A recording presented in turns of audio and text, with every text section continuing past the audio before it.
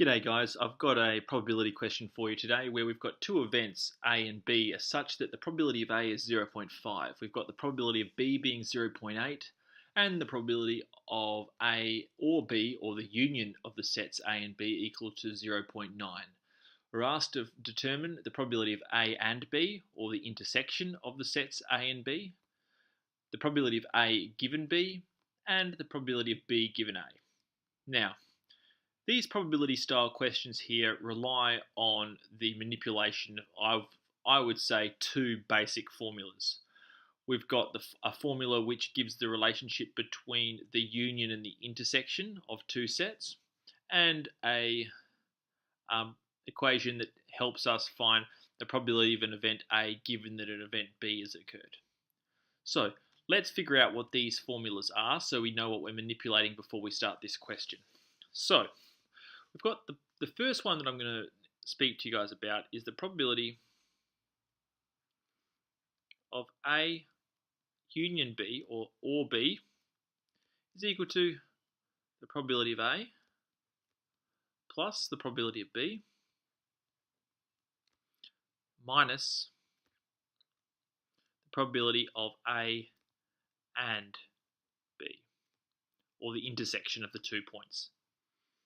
Now the reason that this formula works is if I have a basic Venn diagram, now let me get sidetracked for a second guys, where I have two circles. So here's my Venn diagram within a square. Now, what I'm going to do is the probability, if I'm going to try and find the union of the two sets, that's basically the, if I was going to shade it, it would be both circles coloured in.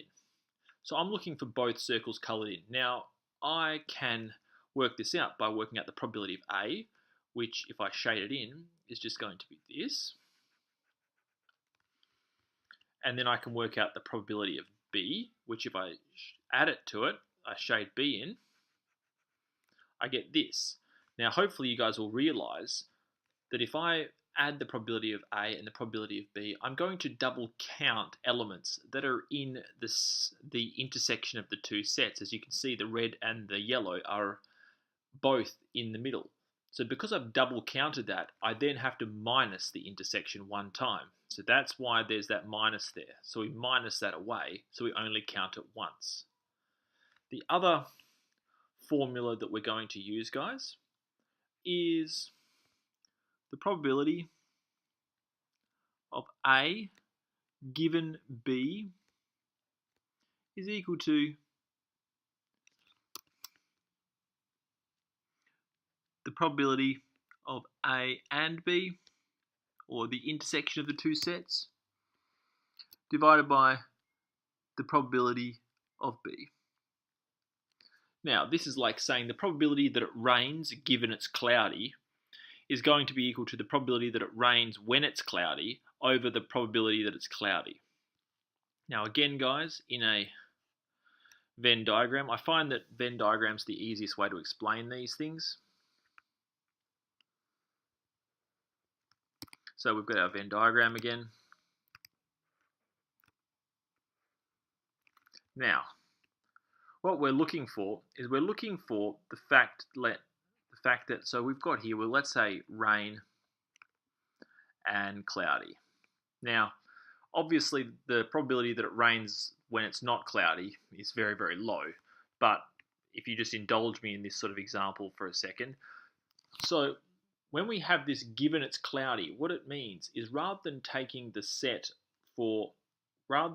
it out of all of the events that can occur, like the universal set, what we do is we only take it out of the given the second part. So this is going to be given that it's cloudy, so this is what all of the total things can be. What is the probability that it's going to rain? So it's asking us what proportion is the blue section of the entire red section. So those are our two formulas. Sorry to bang on there, but it's good that you guys have an awareness of why these formulas work before I start just manipulating them. Because to be honest, I don't want to be teaching a bunch of random number generators. So you need to have a minute bit of understanding. So let's go for the first one. We're looking for A intersect B. So I'm going to use this initial formula, the first one up here. And the way I do it, guys, is I just substitute all the numbers that I know in, because I've got A union B, I've got A, and I've got B. So I'm going to say that A union B, which I know to be 0.9, let's just write this is A. So 0.9 is equal to probability of A, 0.5, plus the probability of B, 0.8, minus the probability of A and B. Cool. So we have 0.9 is equal to 1.3 minus the probability of A and B. Now hopefully you guys have got somewhat of an understanding of how algebra works. I'm going to take that A and B to the left, and I'm going to move the 0.9 to the right. So I'm going to be finally left with the probability of A and B is equal to 1.3 subtract 0.9, which we find to be equal to 0.4. Cool. Now, not a very complicated question, guys, but it's a good one to sort of work our way up to maybe more complicated ones. Now, we've got here the probability of A given B. All right, so we're just going to go straight down to this second formula here. The probability of A given B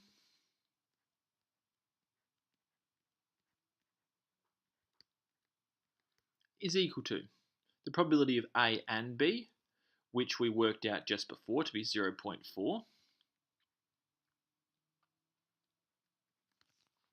divided by the probability of B, which we know to be 0.8.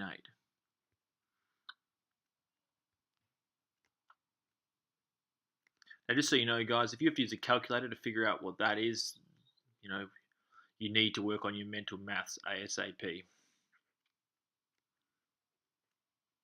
Cool. So there is our probability of A, given that B has already occurred. So we know that B has happened.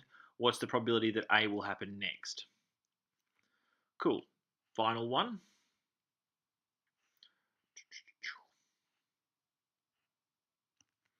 So, C.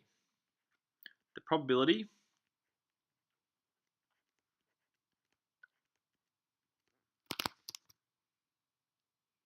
of B given A. Now, I've had so many kids come up to me and just go, well, that's going to be 0.5 as well. Don't be that guy. The probability of B given A is not the same as A given B. It's like the probability that you're going to have sauce on your hot dog. So sauce, given that you've got a hot dog, is quite high. The probability that you're going to have a hot dog, given that you've used some sauce, is not the same probability at all. That's just one I came up with on the fly, guys, so I hope you're impressed. So probability of B and A, so same as A and B, this intersection part is equal to 0.4. Divided by the probability that A has occurred, which is 0.5. Now again, guys, no calculator required. 0.4 over 0.5 is 0.8. Cool. So, just recapping, guys, we first of all went through what the intuition was behind these two initial formulas that I gave that we used to solve these three parts of the question. Yes, it was a bit of a pain in the ass, but it helps us understand why the hell we just plug in and play into these particular formulas. Then what we did is it was just simply a case of looking at what probability they're asking for and making an executive decision as to what formula and method we were going to use to come out the other side. So I hope this video helped, guys. Sorry to rabbit on a fair bit, but do it for the greater good. All I would suggest is just keep practicing these. They do get harder than this. Don't think that this is as hard as it gets. But yeah, do keep practicing, and I promise you'll improve. But most of all, definitely try and enjoy your maths. See you guys next time.